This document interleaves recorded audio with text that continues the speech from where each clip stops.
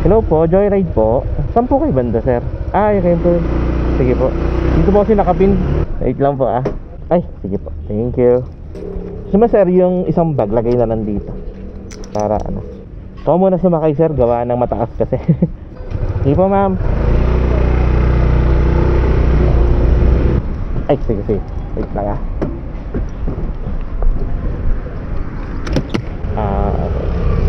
Thank you. First booking natin, Joyride. Good. So, hanap pa tayo na iba pang booking. Sana may makuha tayo dito sa may Lancaster. Makabang na lang tayo dito. Okay na, may nakuha na ako. Yeah, set na natin yan. Nakuha na tayo. Masok na booking. So, tara. Tapos gusto niyo po yung mga gamit yan, lagay nyo na lang po dito. Na naman po laman yun. Tapos kayo po munang sumakay mataas po kasi yung motor. Malubag po ba? Wait lang, baliktad po. Okay lang po tanggalin po muna natin para po ma-adjust ko po na maayos. Ito po ma'am, try nyo po. Hindi naman po ba matatanggal or yan, okay naman po yan. Sige po. Tapos yun po, kayo po muna sumakay mataas po kasi yung motor. Yan. Okay na po ma'am. Sige po. Sige.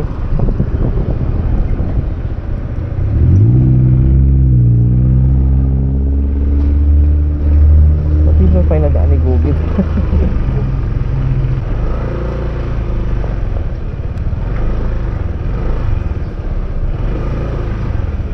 Loko ko to si Google, dito pinadaan.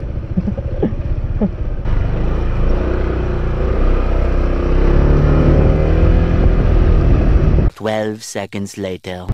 So yun, drop na natin si ma'am. Nakakaisang oras pa lang tayo sa pagbabiyahe, pero nakakamagkano na ba tayo? 180. So sana may makuha pa tayong pang booking, no? Yung Joyride din. Dito sa bandang Rosario, di ko alam saan ako papesto pero bahala na kung saan tayo mapadpad. Pero try kong umikot ng papuntang Noveleta.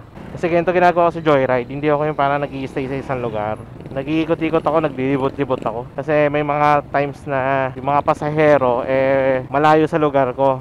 Ang mga pumapasok lang kasi sa akin na booking usually mga 1 kilometer lang, mga ganun lang.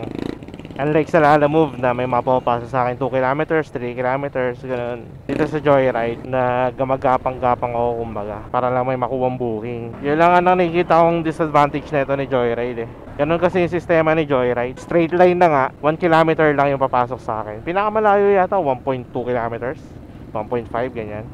Pero since straight line yon, expect na mas mahaba pa yon. Hinahanap na ako ng booking. Sana may pumasok na biyaheng somewhere, anywhere, basta malapit sa lugar ko.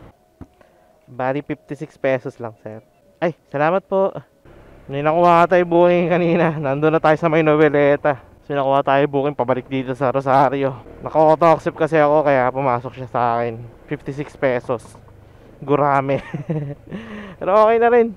Importante magkaroon pa tayo ng iba pang booking. Di ko alam kung on ko pa ba tong auto accept ko. Kasi minsan, ayun nga, may mga nakukuha ang booking na parang bababa ng fare. Tapos parang yung dadaanan matraffic, etc. Kaya parang ayoko munang iyon yung auto accept ko. Kaya ako na munang ganyan. May pumasok, swerte. Kung wala, wala. Urat ako dito sa top box ko. Ingay, parang tanga. Kung naririnig nyo yan. Yun, sana may makuha pa tayo maraming booking ngayon, no? Pagdating ng tanghali, uwi na ako. Kailangan ko magpahinga. So, yung bali-balita na lang. 5 minutes later. Kayo po yung ma'am? Opo, ikot ko lang po. Sa Maple Grove po tayo, tama. Bali, kayo po muna sumakay ma'am. Mataas po kasi ang motor. Sige pa. Yan. Ano po bang motor po?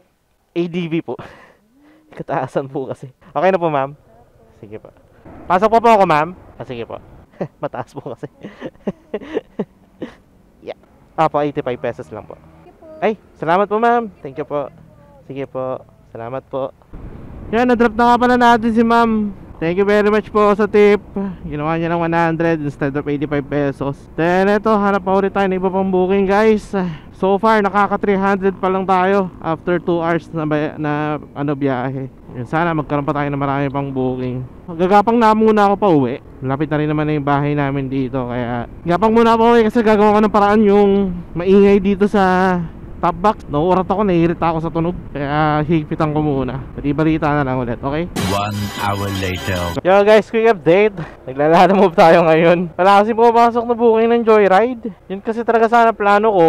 All throughout na session ko, puro Joyride. Kaso wala talaga pumapasok eh. Pahirapan, unahan kumbaga. Kaya naisip ko maglalamove na lang. Lalamove, daming booking. Tapos yun nga, kagandahan kasi sa lalamove, kahit mga 2 kilometers, 3 kilometers may pumapasok na booking. Kinukuha ko na kahit na ganun kalayo. Kasi yun nga, ganun din naman eh, babiyahe rin naman ako eh. Kinukuha ko na, unlike kay Joyride, na pag nagstay ka sa isang lugar, tapos wala talagang booking or di talaga sakop sa'yo yung booking, eh wala, hindi ka papasukan. Although maganda sa Joyride kapag nasa may bandang Bacoor ako, yan. Tuloy-tuloy lang din yung booking ko niyan. Kaso dito tayo sa part ng Imus eh. And yun, going to San Pedro tayo, San Pedro Laguna. And sana masabayan pa natin to kasi maliit lang naman yung item. Kaya tignan na lang natin yung mga susunod na mangyayari.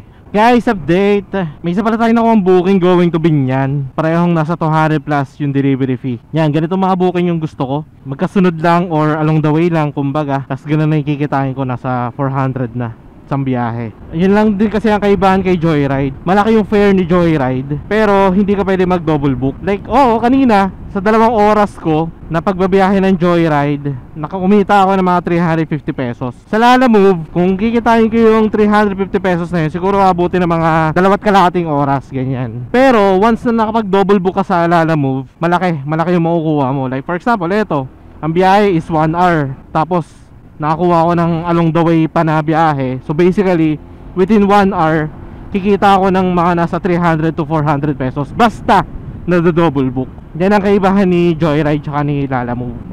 Kanina, yun nga, plano ko talaga puro Joyride lang. Kaso, simula nung huling biyahe ko ng Joyride, wala na talagang pumasok eh. Meron man, kaso gurami. Like, nasa 50 pesos, sa ganong klaseng fare. Tapos babiyahe ka ng mga 10 minutes. In my opinion, parang nakakapagod. Pagkahatid mo, wala ka pang makukuha booking. Wala pang makukuha pabalik, kumbaga. Unlike dito sa Lalamove, kapag may nakukuha kang booking na, like for example yan, pagka-drop natin ng San Pedro, pagka-drop natin ng Binyan, alam ko na may makukuha pa akong booking na biyahe pabalik. Kasi may mga lugar dito sa Cavite na hindi talaga ganun karaming nagbubook ng Joyride. Unlike sa Lalamove na halos lahat ng lugar meron nagbubook. Pili lang, kumbaga. Or yung coverage ng mga nagbubook kay Lalamove is halos malawak compare kay Joyride. Ang napansin ko kasi kay Joyride, kung dito ka lang sa Cavite magpapaikot-ikot, madalas may booking, madalas may pasahero. Dito sa may Bacoor, Imus, Dasma, and Gentry. Yung 4 na yan. Pero piling-pili lang yung lugar na yun. Like, mostly ng Bacoor, may mga pasahero. Sa Imus, ilan lang. Dasma, ilan lang. Gentry, may specific lang ng lugar. Ganon ang mga booking dito sa Joyride. Compares kay Lalamove na kahit saan ka mapunta within dito sa Cavite, halos lahat may booking. Huwag ka lang makakarating ng Bailen, Magallanes, Maragondon, Ternate. Matutumal ang booking dyan. Pero mostly, halos lahat dito sa Cavite, marami nagbubook ng Lalamove. Kaya ayan ang mga giging diskarte ko ngayon. Kapag wala akong nakukuha ng Joyride, edi puro Lalamove ang tirahin natin. Kumbaga, saan man ako mapadpad, makarating ako sa lugar nang wala talaga nagbubook ng Joyride, edi Lalamove ang kukunin ko. Pero as much as possible, syempre, para hindi rin ako masyado lumalayo-layo, Joyride. Kasi kung naka-Joyride ka, talagang ay ihiksi lang ng biyahe mo. Paikot-ikot ka lang kumbaga sa ilang bayan. Unlike kay Lalamove na talagang lalayo ka. Anyway, dami ko na sinabi. Kaya update ko na lang kayo kapag na-drop ko na tong mga to, okay? A little longer than a few minutes later. Good afternoon po. Kay Sir Paul po, 224 po. Lalamove po. 300 na po, sige po. Wait lang po Pahawak na lang po. Maraming salamat po. Salamat po. Thank you very much po. Deliver na natin. Yung sabihin niyan naman guys. So yan, tara, deliver na lang natin to. Then from there, hanap na lang tayo ng panibagong booking. Pabalik na dito sa Cavite. Hello po ma'am, Lalamove po. Opo ma'am, nandito na po sa block. Sige po. Ito pa nakita ko na. Sige po, tas yung Gcash number ko po, ito rin po ma'am. Sige po, salamat po. Yan, hanap na lang tayong booking pa balik ng Cavite. Kung meron man. Kung wala, edi agapang tayo or abang-abang na lang tayo. Sana may makuha rin tayong Joyride, no? Basta bayahing pa Cavite na Joyride. So, abang-abang na lang tayo guys. You get the idea. May nakuha tayong booking guys. Mula dito sa Binyan, going to Imus. Good afternoon po, Lalamove po. Siya na po, sige po. Thank you po. So yan, may nakuha na tayo. Wala natin. Sana masabayan pa natin. Papalik naman ng like mga Kawit, Tansa, Rosario, Noveleta, ganyan. Para masulit yung biyahe natin. Ngayon, bali-balita na lang guys sa mga susunod na mangyayari. Sana may makuha pa tayong panibagong booking. Yo, may nakuha ako dito sa Binyan, going to Dasma. And ang sabi, magaan lang daw, inner parts ng motor. In-expect ko fairings. So, tingnan na lang natin kung anong item to guys. Nandito na ako sa may motor shop. Sige po, nandun po sa yung ADB po na itim. Yung itim po. Ayun nga, fairings nga. Ata yung lalamog bag. Pero okay lang yan. Tatali ko na lang. So, unahin muna natin. Then, bangka. Yan. Nakaganyan. Di ba? Goods na. Sabi na yung inner parts ng motor Ayos, dalawa ng booking natin. Pabalik ng Cavite. Kaya, deliver na lang natin itong mga to. Malapit na ako sa drop off dito sa may Dasma. Bali 173 po sir. Thank you po, thank you po. So okay, na-drop na natin. Sunod naman natin sa Imus para makauwi na rin tayo. Kasi honestly, nagugutom na ako. 10 kilometers mula dito papunta doon. Sige, bakbakin na natin yan. Saglit na lang to. Salamat po. Thank you po. Yeah guys, quick update. Di ko alam saan ako naputol. Pero yun, nahatid na natin yung nakuha natin sa Binyan going to Imus. And then eto, pauwi na pala ako. Bigyan ko lang kayo ng konting feedback regarding sa experience ko ngayon. Like, nag-start ako ng alas 7 ng Joyride. And then after alas 9, yan, kumita ako ng 350 pesos. Pero after nun, wala na. Wala na akong nakukuha booking. Wala na pumapasok na booking sa akin. Meron man mga gurame, pero di ko kinukuha. So I've decided na maglalamove na. Alas 10 ako nagsimula ng lalamove.